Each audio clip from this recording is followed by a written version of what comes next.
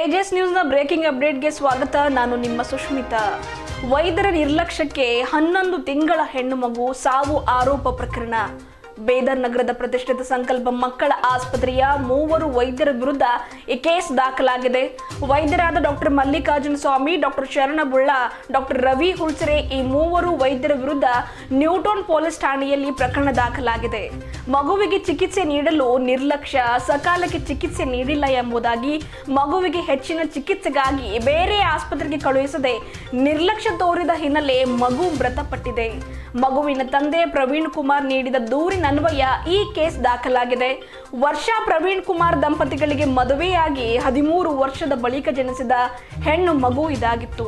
11 ತಿಂಗಳ ಹೆಣ್ಣು ಮಗು ಶ್ರಾವಣಿಗೆ ಜ್ವರ ಬಂದ ಹಿನ್ನೆಲೆ ಬೀದರ್ನ ಪ್ರತಿಷ್ಠಿತ ಸಂಕಲ್ಪ ಆಸ್ಪತ್ರೆಗೆ ಕರೆದುಕೊಂಡು ಬಂದಿದ್ರು. ಆದರೆ ಮರಳಿ ಮನೆಗೆ ಮಗು ಶವವಾಗಿ ಹೋಗಿದೆ. 13 ವರ್ಷದ ತಪಸ್ಸಿನ ಬಳಿಕ ಹುಟ್ಟಿದ ಮುದ್ದಾದ ಮಗುವನ್ನ ಕಳೆದುಕೊಂಡ ಕುಟುಂಬಸ್ಥರ ಆಕ್ರಂದನ ಮುಗಿಲು ಮುಟ್ಟಿದೆ.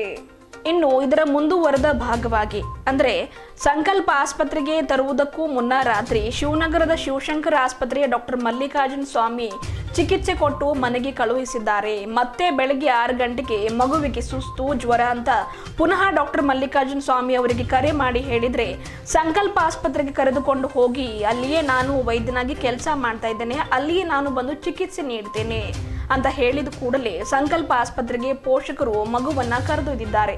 ಆಸ್ಪತ್ರೆಗೆ ಚಿಕಿತ್ಸೆಗೆಂದು ಕರೆದುಕೊಂಡು ಹೋದ ಮಗು ವೈದ್ಯರ ನಿರ್ಲಕ್ಷ್ಯದಿಂದ ಮಗು ಮರಳಿ ಮನೆಗೆ ಶವವಾಗಿ ಹೋಗಿದೆ. ಆಗಸ್ಟ್ 28ಕ್ಕೆ ಮಗುವಿನ ಜನ್ಮ ದಿನಾಚರಣೆ ವಿಜೃಂಭಣೆಯಿಂದ ಮಾಡಬೇಕು ಎಂದು ಪೋಷಕರು, ಕುಟುಂಬಸ್ಥರು ತಯಾರಿ ಮಾಡ್ತಾ ಇದ್ರು. ಆದರೆ ಮಗು ಶವವಾಗಿ ಮನೆಗೆ ವಾಪಸ್ಸಾಗಿದ್ದು ಪೋಷಕರು ಇವತ್ತಿಗೂ ಕೂಡ ಶಾಕ್ನಲ್ಲಿದ್ದಾರೆ. ಆಸ್ಪತ್ರೆಗೆ ಕರೆದುಕೊಂಡು ಹೋಗದಿದ್ದರೆ ಮಗು ಇವತ್ತು ಉಳಿತಾ ಇತ್ತು, ನಾವೇ ನಮ್ಮ ಕೈಯಾರ ಸಾವಿನ ಕೋಪಕ್ಕೆ ಮಗುವನ್ನ ಕರೆದೊಯ್ದ್ವಲ್ಲ ಅಂತ ಪೋಷಕರು ತಮ್ಮನ್ನ ತಾವೇ ದೂಷಿಸಿಕೊಳ್ತಾ ಇದ್ದಾರೆ. 13 ವರ್ಷದ ತಪಸ್ಸಿನ ಬಳಿಕ ಹುಟ್ಟಿದ ಮುದ್ದಾದ ಮಗುವನ್ನ ಕಳೆದುಕೊಂಡ ಕುಟುಂಬಸ್ಥರ ಆಕ್ರಂದನ ಮುಗಿಲು ಮುಟ್ಟಿದೆ.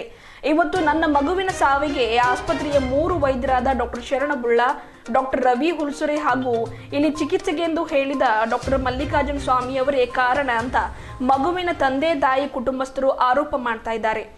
ನಮಗಾದಂತಹ ಪರಿಸ್ಥಿತಿ, ನಮಗಾದಂತಹ ಅನ್ಯಾಯ ಬೇರೆ ಯಾವ ಪೋಷಕರಿಗೂ ಆಗಬಾರದೆಂದರೆ ಇಂತಹ ನಿಷ್ಕಾಳಜಿ, ನಿರ್ಲಕ್ಷ್ಯ ತೋರುವ ವೈದ್ಯರ ಹಾಗೂ ಆಸ್ಪತ್ರೆಯ ಲೈಸೆನ್ಸ್ ರದ್ದು ಮಾಡಬೇಕು ಎಂದು ಈ ಮೂಲಕ ಆಗ್ರಹ ಮಾಡಿದ್ದಾರೆ. ಒಂದು ಕಡೆ ಪೋಷಕರು ಮಗು ಸಾವಿಗೆ ಸಂಕಲ್ಪ ಆಸ್ಪತ್ರೆಯ ವೈದ್ಯರ ದಿವ್ಯ ನಿರ್ಲಕ್ಷ್ಯವೇ ಕಾರಣ ಅಂತ ಹೇಳ್ತಾ ಇದ್ರೆ, ಇತ್ತ ಚಿಕಿತ್ಸೆ ಕೊಟ್ಟ ವೈದ್ಯರು ಮಾತ್ರ ಪೋಷಕರ ಆರೋಪಗಳನ್ನ ತಳ್ಳಿ ಹಾಕ್ತಾ ಇದ್ದಾರೆ.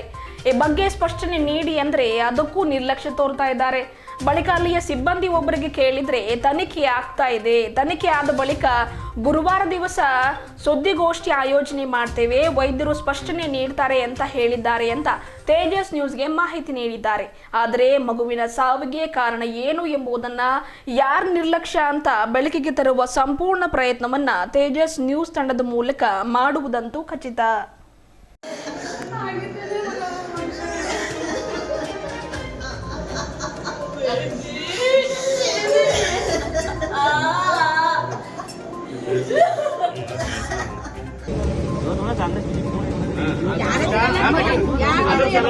ಅದ್ರ ಸಲುವಾಗಿ ನಿಮ್ಮ ಜಿಲ್ಲೆ ಮಾತಾಡ್ತಾನೆ ಸರ್.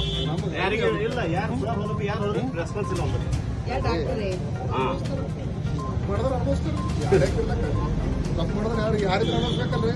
ಇಲ್ರಿ, ಅವನದೇ ಮುಗಿಸಿದ್ರೆ ಎಷ್ಟು ತ್ರಾಸ ಐತಿ ಅವನಿಗೆ. ಅದನ್ನ ಆ ಜಾಗ ನಾವು ನೋಡ್ಬೇಕಾಗ್ತದೆ. ಮಕ್ಕಳು ಎಲ್ಲರಿಗೂ, ನಮಗೂ ಮಕ್ಕಳು ಎಲ್ಲರೂ ಮಕ್ಕಳು ಸತ್ರ ಎಲ್ಲರೂ ತ್ರಾಸ ಒಪ್ಕೊಳ್ತಿಲ್ರಿ ಅವ ತಪ್ಪಿಗೆ, ಮುಂದೆ ಬರ್ಲಂತಿಲ್ಲ, ಹೇಳತ್ತಿಲ್ಲ. ತಪ್ಪಿಲ್ಲ ಅಂತ ನನ್ ತಪ್ಪಿಲ್ಲ ಅಂದ್ರೆ ಒಪ್ಪಿದ್ರ 11 ವರ್ಷ ಹುಟ್ಟಿದ್ರು ಸರ್. ಪೇರೆಂಟ್ಗೆ ಅದ್ರ ತ್ರಾಸ ಅದು ತಾಳರ್ಗಿ ಕಲ್ಲಿದ್ದು ನಾವು ಬೇಡ ಅಂತ ಹೇಳ್ಕೊಡ್ಬೇಕು. ಹ್ಞೂ 11 ವರ್ಷ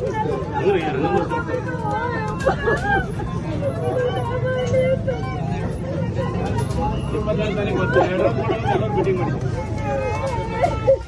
ಅಲ್ಲ ಕಂಪ್ಲೇಂಟ್ ಮಾಡ್ತಾರೆ.